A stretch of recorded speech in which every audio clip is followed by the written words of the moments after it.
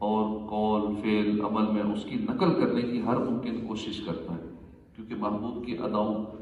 کو پسند کرنا اور اپنانا ہی محبت کی علامت ہے، اور محبت میں سچائی کی دلیل بھی یہی ہوتا ہے، چونکہ ہم بھی اپنے پیارے آقا مدینے والے مصطفیٰ صلی اللہ علیہ وسلم سے محبت کرتے ہیں۔ ہمیں اپنی محبت کی سچائی کو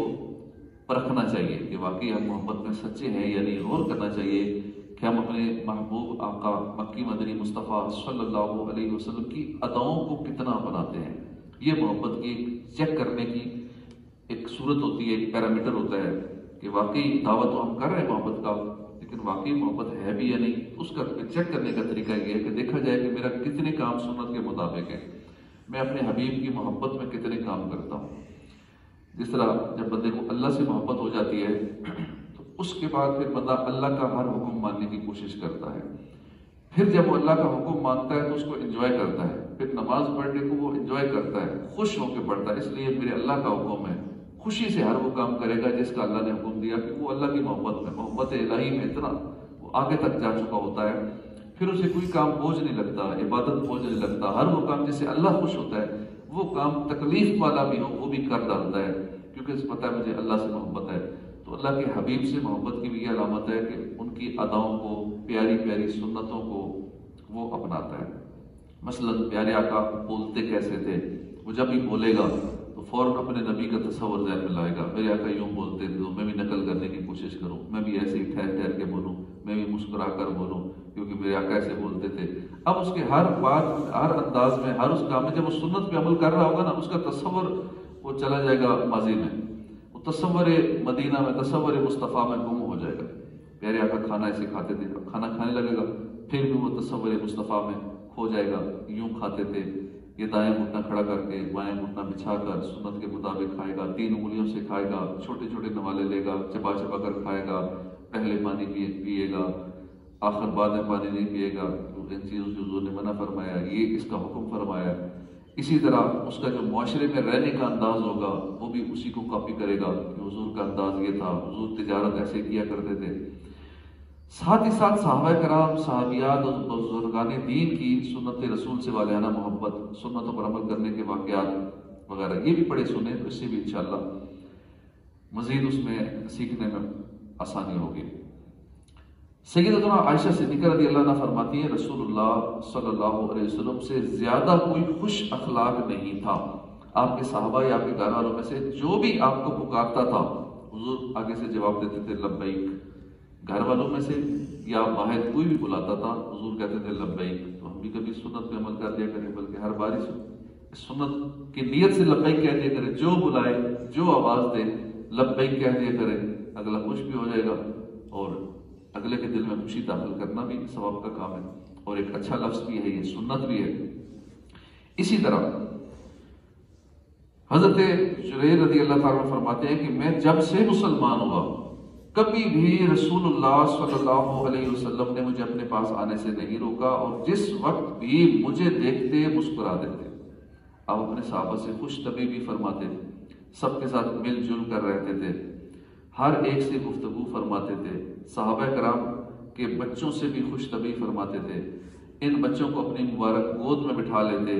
آزاد، غلام، مسکین سب کی دعوتیں قبول کرتے، دور دراز مریضوں کی عیادت کے لیے تشریف لے جاتے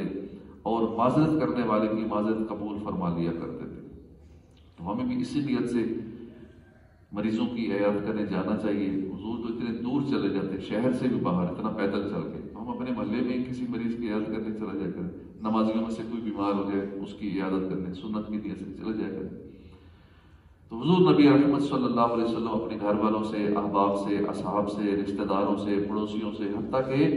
ہر ایک کے ساتھ اتنی خوش اخلاقی اور ملنساری کے ساتھ پیش آتے کہ ہر ایک آپ سے متاثر ہو کر آپ سے محبت کرنے والا بن جاتا۔ جب آپ کو بلاتا لبیک فرماتے، مگر افسوس فی زمانہ ہم اپنی حالت دیکھیں تو بد اخلاقی اور پھر زبان درازی کی وجہ سے لوگ ہم سے دور بھاگتے ہیں، کیونکہ کبھی ابے تبے بازاری لہجے، کبھی لڑائی جھگڑے، کبھی گالت گلوچ، کبھی اس کی چغلی، اس کی غیبت، اس کی دل آزاری، پھر گھر میں والدین سے، بہن بھائیوں سے الجھتے ہیں، کبھی دوستوں کے ساتھ بے رخی ہے، بدسلوکی ہے، کبھی بچوں کے ساتھ بیجا سختی سے پیش آتے ہیں۔ کبھی گھر والوں کے ساتھ جھگڑا کرتے ہیں، کبھی پڑوسیوں پر ناراضی کا اظہار کرتے ہیں، کبھی سسرال والوں کے ساتھ، کبھی اپنے دیگر رشتہ داروں کے ساتھ قطع تعلقی کر لیتے ہیں۔ الغرض بدقسمتی سے نہ ہم ظاہر میں سنت مصطفیٰ کی پابند ہیں، نہ کردار میں، نہ اخلاق میں۔ ہمیں چاہیے کہ ہم اپنی زندگی حضور کی سیرت طیبہ کے مطابق گزاریں، کیونکہ اللہ پاک نے فرمایا لقد کان لکم فی رسول اللہ اسوۃ حسنہ، بے شک تمہیں رسول اللہ کی پیروی بہتر ہے۔ مفتی احمد یار خان اس مبارک آیت کے تحت فرماتے ہیں معلوم ہوا کہ کامیاب زندگی وہی ہے جو ان کے نقش قدم پر ہو۔ اگر ہمارا جینا مرنا سونا جاگنا حضور کے نقش قدم پر ہو جائے تو یہ سارے کام عبادت بن جائیں۔ تو یہ حقیقت ہے کہ جو لوگ اٹھنے بیٹھنے چلنے پھرنے سونے جاگنے کھانے پینے گفتگو کرنے میں پیارے آقا صلی اللہ علیہ وسلم کی سنتوں کو اپناتے ہیں تو اللہ کی رحمتیں ان پر چھم چھم برستی ہیں، کیونکہ سنتوں پر عمل کرنے والوں کو اللہ کی رضا نصیب ہوتی ہے، اللہ کا پسندیدہ بندہ بن جاتا ہے۔ سنتوں پر عمل کرنے والوں کو اللہ کا خوف نصیب ہوتا ہے، فکر آخرت کی سوچ ملتی ہے، حقیقی محبت رسول نصیب ہوتی ہے، اور کئی شہیدوں کا اجر و ثواب نصیب ہوتا ہے، دونوں جہان کی کامیابیاں نصیب ہوتی ہیں، پیارے آقا کی خوشنودی اور قرب حاصل ہوتا ہے۔ حضرت علی بن حسین نے حضرت ہبت اللہ تبری کو خواب میں دیکھا، پوچھا ما فعل اللہ بک، اللہ نے آپ کے ساتھ کیا معاملہ کیا؟ فرمایا، جواب دیا کہ اللہ نے مجھے بخش دیا۔ عرض کی کہ کس سبب سے بخش دیا؟ انہوں نے رازدارانہ انداز میں کہا کہ سنت مبارکہ پر عمل کی وجہ سے اللہ نے مجھے بخش دیا۔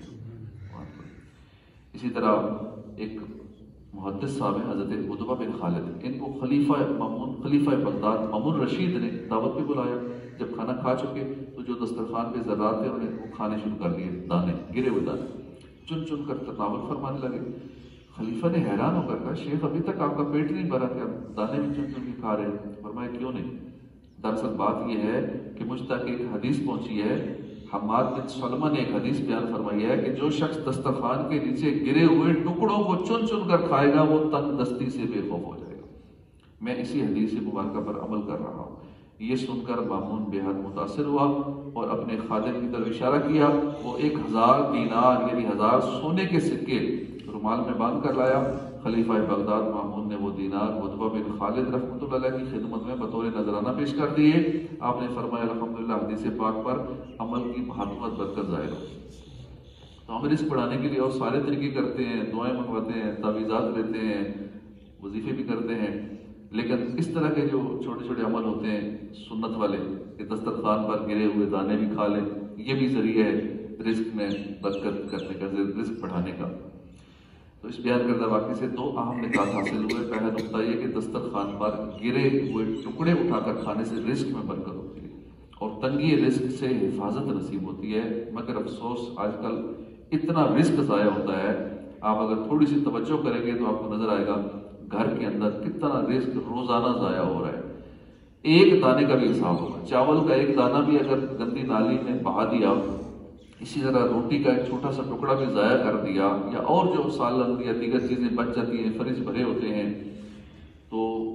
ضائع کر دیا جاتا ہے۔ بعض اوقات خود بھی نہیں کھاتے، کسی اور کو بھی نہیں دیتے، بس پھینک دیتے،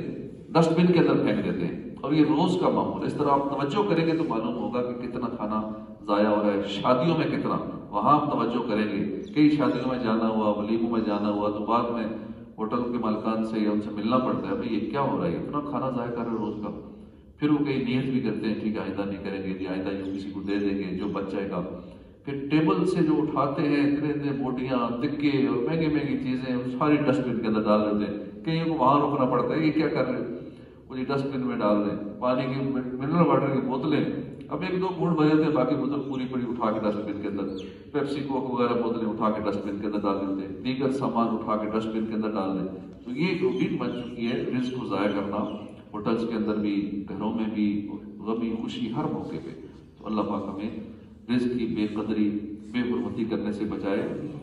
جھونپڑی میں کوئی رہتا ہے